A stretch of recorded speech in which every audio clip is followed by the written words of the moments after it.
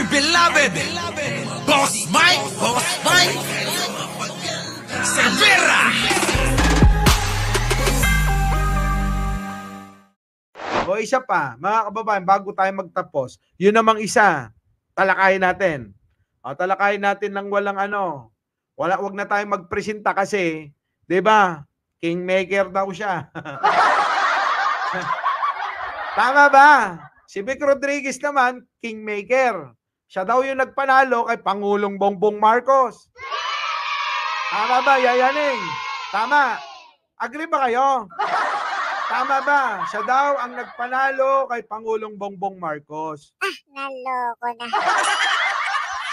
Ngayon, ang hamon, Gina kasama. Hamunin natin, Lerma SG.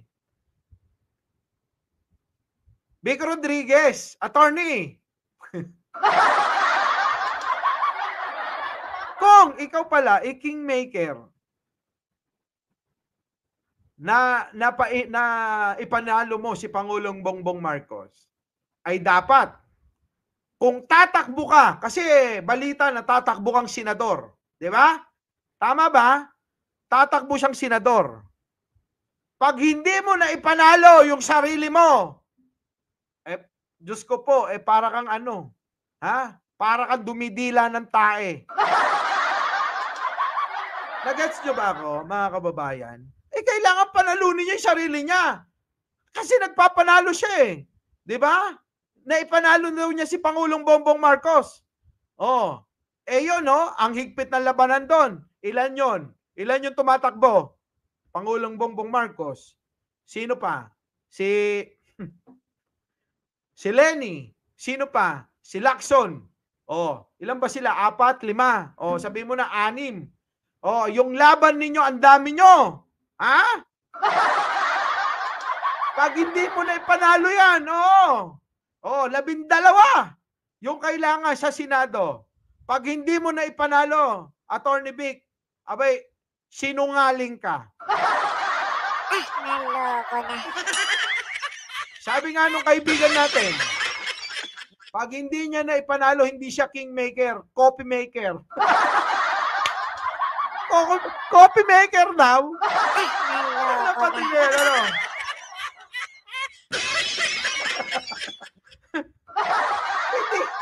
Hindi nga pumapasok sa top 20. Paano mo may papanalo yung sarili mo? Tapos tatawagin mo yung sarili mo, self-proclaim ka rin na kingmaker. Si Sara, self-proclaim din. Anak ng pating na.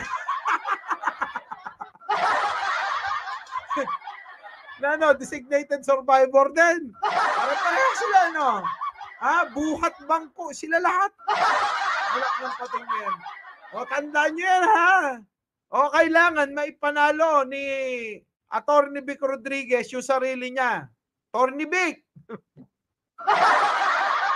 Tinatawag mo yung sarili mo, kingmaker ka, pinanalo mo si Pangulo. Pag hindi mo na ipanalo yung sarili mo, tatawanan ka namin. Hindi mo na maaalis yun, attorney, sa amin na ikay pagtawanan namin. Sarili mo, hindi mo na ipanalo. Tapos tatawagin mong kingmaker ka.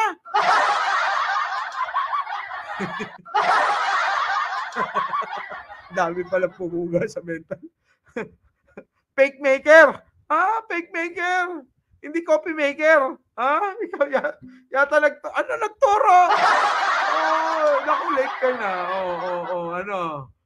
King faker. Influensya ng Son of God ni Pastor Conor. Ay nako, anyway mga kababayan, kasi masyado silang alam niyo yun, believe sa sarili. Bulaga. Pang-it-bulaga. China dog maker, accept the challenge, Vic Rodriguez. Di ba? Tama. Ipanalo mo yung sarili mo. Kasi katawa-tawa ang kalalabasan mo, Attorney Vic. Di ba? Gawin nyo ng lahat na maipanalo ka. Baka sakaling maniwala yung mga tao. Pero sa survey, malapit na eleksyon, Wala nang isang taon mga kababayan. Hindi man lang pumapalo. Pero sabihin siya nagpanalo kay Pangulo, tapos sa sarili niya, hindi niya maiangat. Anak ng pating na yan. Mga kababayan, bayang magiliw.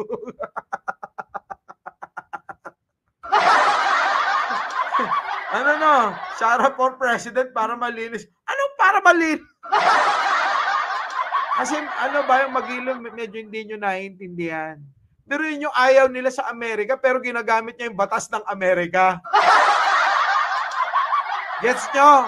Ayaw nyo ng Amerika, pero ginagaya nyo yung batas ng Amerika. Wala sa ating batas yun. At saka hindi ba niya naiisip, vice presidente siya. Kung may nangyari kay Pangulo, siya nakapalit.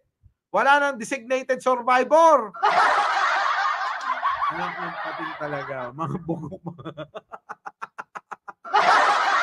Naloko na. Wala ba tatawag sa akin na bayaran? Dali, nawala na yung mga tumatawag, no? Yung mga bayaran, magkano, bayad sa'yo. Nawala na. Ayaw nyo na. Ayaw nyo na magsalita sa akin ng ganon. Ayaw na nila. Oo, wala, hindi uubra sa akin yung mga ganyan. Diba? Ganyan katanga si Fiona. Naloko na. Uy!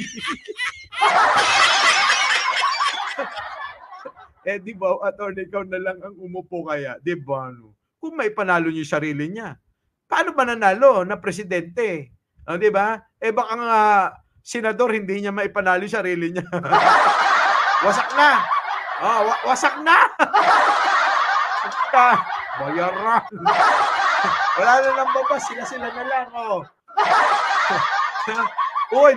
Uy, wag nga kayo maniniwala kay Limuel, Huwag kayo maniniwala dito kay Limuel. Si Limuel, makulit lang yan. Rogelio de Borja, opo, Boss Mike, tuloy ang kayabangan ni Kulao. Si Kulaong. Puta. Alam nyo na nga mayabang yun. Wala na yun. May pinapakita pa, nakasama daw sila ni Sarah. Diyos ko po. Di sama-sama na sila. Pero alam niyo mga kababayan, Juanito, naumay boss, mauumay sa akin yung mga yan. Diyos ko naman, napakadali lang mag-edit, isingit mo yung pangalan mo. Sabi ko nga sa inyo, hotel nga inaari ni Norman Mangusin. Lalagyan niya ng picture yung hotel. Kukutsabain niya yung manager. Magbabayad. Para pagdating ng target niya, maniniwala na pag-aari niya yung hotel. Sabihin niya, sige, doon ka sa hotel ko tumuloy, ha? Di maniniwala, may hotel. Kasi nga wala naman. Bahay nga, wala eh. Di ba nasukir? Bahay nga, wala nga yung idol nyo eh. Serbera po, lagi nagsasabing, mahalin natin ang ating kapwa, pagdasal po natin lagi ang ating bansa. Magandang umaga, magandang hapon at magandang gabi. Sa mandako ng mundo, naroon kayo. Siyempre, magandang buhay na rin para sa ating lahat. Sa mga hindi pa nagla-like, nag-share at nagsusubscribe, huwag niyo pong kakalimutan bago tayo maghiwa-hiwalay. Our beloved Boss Mike Cervera.